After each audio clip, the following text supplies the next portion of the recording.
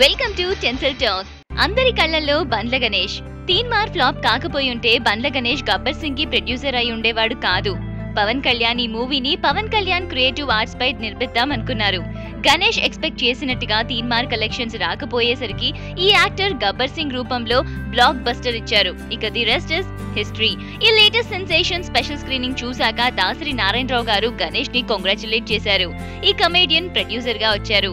ఇంకా ఏంటి, ఆయన నెక్స్ట్ ఫిల్మ్ ఎన్టీఆర్ హీరోగా శ్రీను వైట్ల దర్శకత్వం వహిస్తున్నారు. ఇది ఎప్పుడు చూడలేదు. ఇన్ వైట్ల డేట్స్ కోసం ఎంతో మంది ప్రొడ్యూసర్స్ అప్రోచ్ అయినప్పటికీ ఆయన గణేష్ తో వర్క్ చేయడానికి ఆపర్చునిటీని ఇచ్చారు. ఇక పవన్ తో ఆయన అసోసియేషన్ కి వస్తే ప్రతి ఒక్కరు ఏమనుకుంటున్నారు అంటే Pawan and Ganesh association continue అవుతూనే ఉంటుంది అని. ఆల్రెడీ పవన్ ని గణేష్ అన్నయ్య అని పిలవడం స్టార్ట్ చేశారు అండ్ పిలిచాడు కూడా.